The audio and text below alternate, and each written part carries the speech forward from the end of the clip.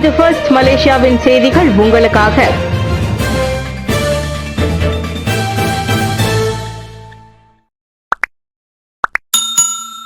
தேவஸ்ரீ பத்ரகாளியம்மன் ஆலயத்தை புதிய இடத்திற்கு மாற்றுவதற்கான இடத்தை அரசாங்கம் அடையாளம் கண்டுள்ளது.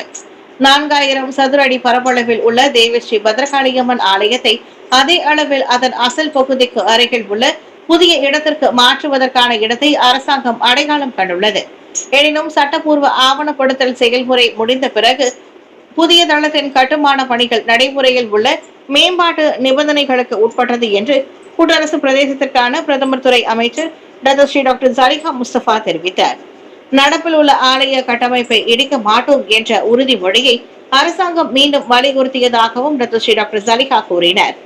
இடமாற்ற செயல்முறை முழுமையாக அமைதியான சூழ்நிலையில் நிறைவடையும் வரை அந்த ஆலயம் வழக்கம் போல் செயல்பட அனுமதிக்கப்படும்.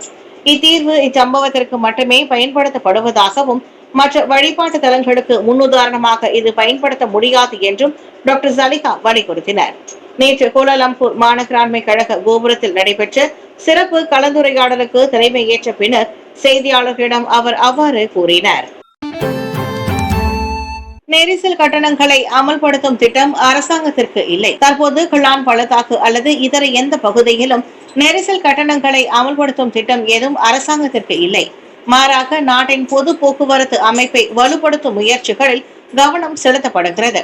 அக்கட்டணத்தை அமல்படுத்துவது தொடர்பில் ஆய்வுகள் மேற்கொள்ளப்பட்டாலும் அதனை செயல்படுத்தும் நிலையை அடையவில்லை என்றும் பொது போக்குவரத்து வசதிகளின் உள்கட்டமைப்பு இன்னும் முழுமையாக இல்லாத நிலையில் அதை செயல்படுத்துவது சாத்தியப்படாது என்றும் போக்குவரத்து அமைச்சர் அந்தோனி லோக் தெரிவித்தார். எனவே இன்னும் கட்டணம் விதிக்கும் திட்டம் எதுவும் எங்களிடம் இல்லை. இதுவரை எந்த அளவிற்கு பயன் அளிக்கிறது என்பதை பார்க்க ஆராய்ச்சி மட்டுமே உள்ளது. இதை கோலாலம்பூரில் செயல்படுத்த விரும்பினால் எப்படி? கோலாலம்பூருக்குள் நுழைய பல வழிகள் உள்ளன. சிங்கப்பூர் போல் இல்லை. சிங்கப்பூரில் 2 அல்லது 3 வழிகள் கொண்ட சிபிடி மட்டும் இருக்கலாம். பகுதி சிறியது. கோலாலம்பூரில் நுழைய வேண்டும் என்றால் சிபிடி மட்டும் நெரிசலாக இருக்காது. சுங்கை பிசியில் நுழைந்தாலும் நெரிசலாக இருக்கும். கேந்திங் கிளான் சாலைகளும் நெரிசலாக இருக்கும். பூச்சோங்கில் இருந்தும் நெரிசலாக இருக்கும். எனவே எங்கே போவது? நிறைய திட்டமிட்டு ஆய்வுகள் செய்ய வேண்டும் என்றார் அவர். நேற்று மேலவையில் செனட்டர் தான் ஸ்ரீ டத்தோ லோக்கியான் ஸ்வானின் கேள்விக்கு ஆந்தோனி லோக் அவ்வாறு பதிலளித்தார். மலேசிய ஏர்போர்ட்ஸ் குழும நிறுவனம் $1 கோடி மீட்பு தொகை கோரல். $1 கோடி மீட்பு தொகை கோரி அண்மையில் மலேசிய ஏர்போர்ட்ஸ் குழும நிறுவனம் MAHB இலக்கவியல் அமைப்பு இணைய தாக்குதலுக்கு ஆளானது. இவ்விவகாரம் குறித்த தகவலை வெளியிட்ட பிரதமர் ஸ்ரீ அன்வார் இப்ராஹிம் சம்பந்தப்பட்ட மிரட்டலுக்கு அரசாங்கம் அடிபணியாது என்று கூறியுள்ளார். இணைய தாக்குதல் மேற்கொண்டவர்களின் $1 கோடி நிதி கோரிக்கை உட்பட இவ்விவகாரத்திற்கு எவ்வாறு தீர்வு காண்பது குறித்த கலந்துரையாடல் தொடர்பில் எனக்கு தெரிவிக்கப்பட்டது. இந்த ரமலான் மாதத்தில் நான் ஒரு 5 வினாடி கூட காத்திருக்கவில்லை. உடனடியாக முடியாது என்று பதிலளித்து விட்டேன். நாம் உள்நாட்டிலும் வெளிநாட்டிலும் குற்ற செயல் புரிபவர்கள் மற்றும் துரோகிகளிடம் அடிபணிய தலைமைத்துவமும் அமைப்பும் அனுமதித்தால் இந்நாடு பாதுகாப்பாக இருப்பதற்கான சாத்தியம் இருக்காது என்றார் அவர். எனினும் டாக்டர் ஸ்ரீ அன்வார் MAHB அமைப்பு மீதான இணைய தாக்குதல் குறித்து மேலும் விரிவான தகவல்களை வழங்கவில்லை. தியாகத்தோடும் அர்ப்பணிப்பு உணர்வோடும் கடமையாற்றும் போலீஸ் உறுப்பினர்கள் பாராட்டுக்குரியவர்கள். நாட்டின் அமைதி மற்றும் நல்வாழ்வை உறுதி செய்வதில் தியாகத்தோடும் அர்ப்பணிப்பு உணர்வுடனும் கடமையாற்றும் அரசு மலேசிய போலீஸ் படை PDRMஐ சேர்ந்த அனைத்து உறுப்பினர்களுக்கும் மாட்சிமை தங்கிய மாமன்னர் சுல்தான் இப்ராஹிம் தனது வாழ்த்துக்களை தெரிவித்துக் கொண்டார்.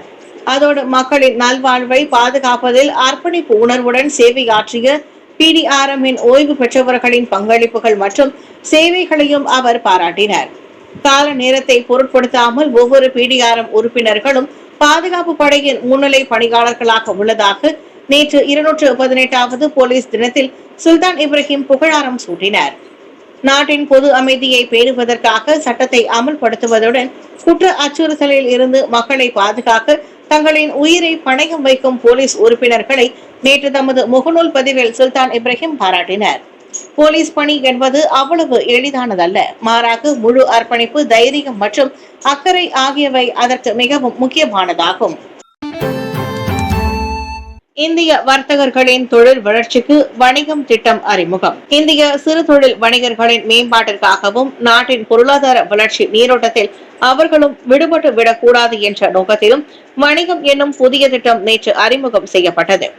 SME வங்கியின் வாயிலாக இத்திட்டத்திற்கு 5 கோடி ரிங்கிட் நிதி ஒதுக்கீடு செய்யப்பட்டுள்ளதாக தொழில் முனைவோர் மற்றும் கூட்டுறவு மேம்பாட்டு துணை அமைச்சர் டாக்டர் ஸ்ரீ ரமணன் ராமகிருஷ்ணன் தெரிவித்தார்.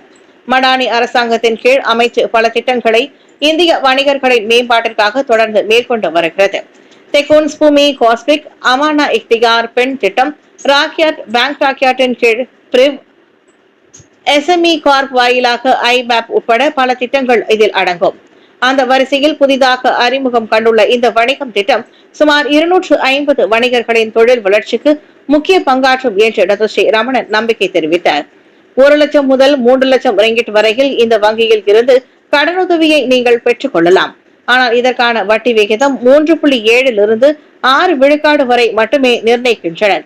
மேலும் இத்திட்டம் முழுமையாக வெற்றியடைய வேண்டும் என்பதற்காக சம்பந்தப்பட்ட வங்கியின் ஏற்பாட்டில் வழிகாட்டி முகப்பும் தயார் செய்யப்பட்டுள்ளது என்று அவர் விவரித்தார்.